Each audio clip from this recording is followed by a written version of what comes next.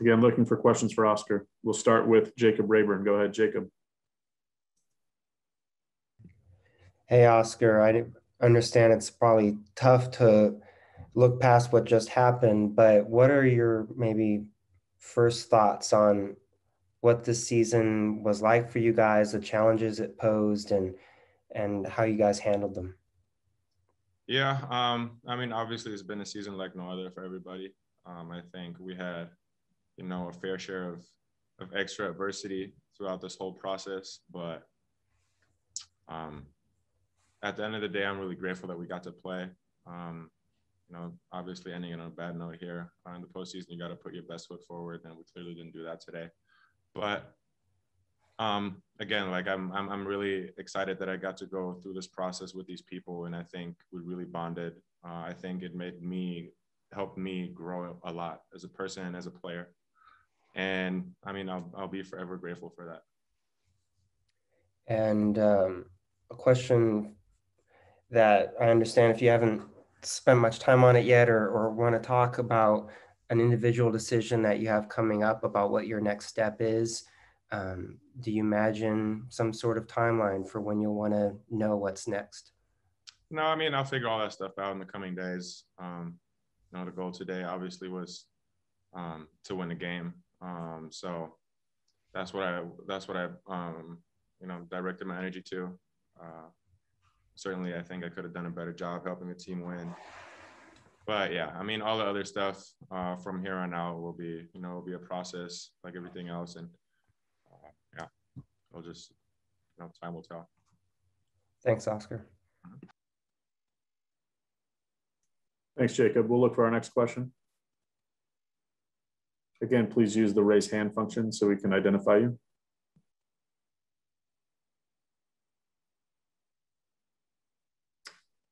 Next question comes from John Platts. Go ahead, John.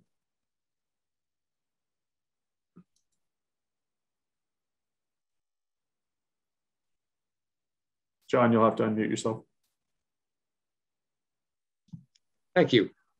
Oscar, I know it's been a tough 3 weeks, but just kind of reflect on your 4 years at Stanford, what it's meant to you playing basketball and other things, because it's been remarkable to watch you play.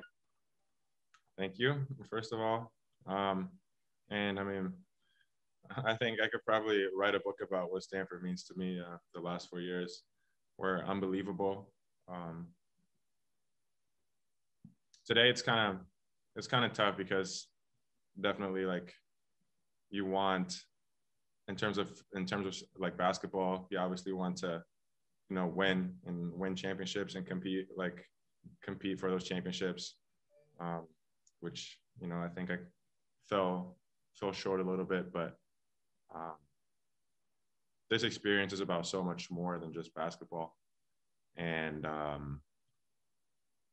like Stanford is a place unlike any other, and I'll cherish my memories from these last 4 years forever.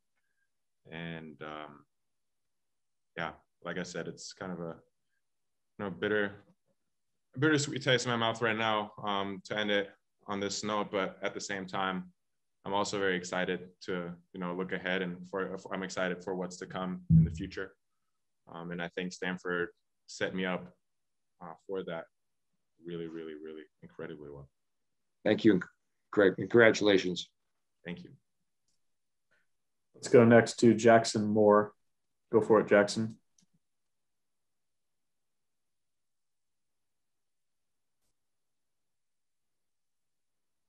Particular game went, playing from just behind for so long and then seeing it come out of your grasp.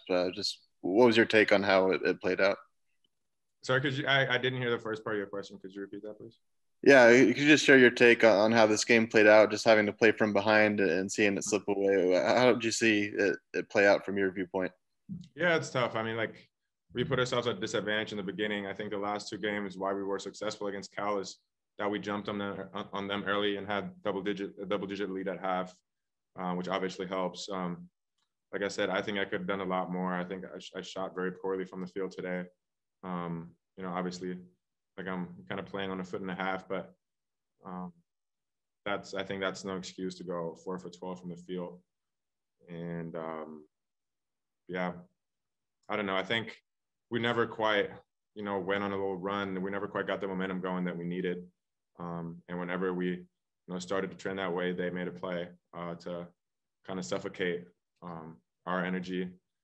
And yeah, I think we should have, kind of come together as a team more and play with more excitement and play with more energy and leave it all on the floor, because this is postseason basketball and everybody wants to win. And if you don't, compete at the highest level, it'll be over just like that.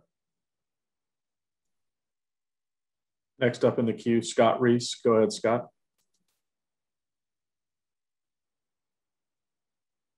Scott, if you can unmute yourself. Yep, I got it. Oscar, good to talk to you.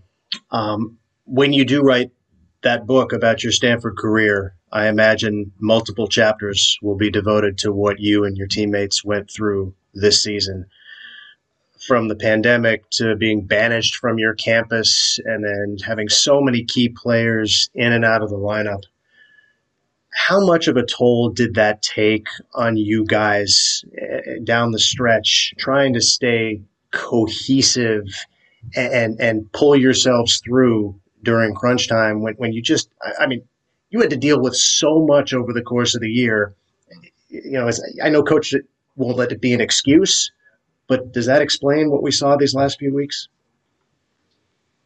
I mean, I wouldn't necessarily say that. Obviously, it helps if I'm on the floor.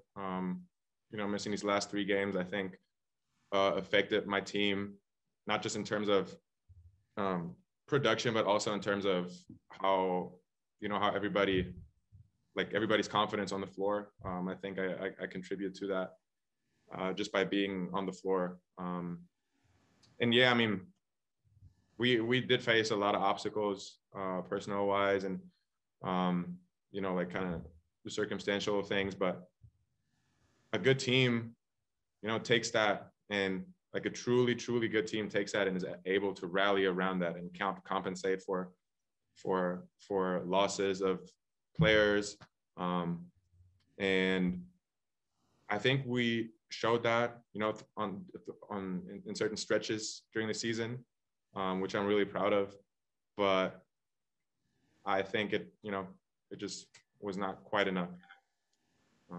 And if you had a chance to do it all over again, obviously that's something that you want to, get a second chance at, just making sure that everybody stays together, everybody, keeps swimming in the same direction. And I think, that was the biggest challenge that we faced this year. Let's go with 1 or 2 more before we turn it over to Coach and let Oscar go here. Grant Avalon. Go ahead, Grant. You were part of the first recruiting class that Jared Haas brought to campus. Can you talk about, what it's meant, kind of getting it on the ground floor of the new program and just as you've seen it grow these last 4 years? Mm-hmm. Yeah, it means a ton. It's crazy that 4 years, flew by so quickly. And, as you kind of near the end of your career, you start thinking a lot about like what legacy you're going to leave at the place at the school that you attend. And certainly, except for maybe last year, to a certain degree, my freshman year, I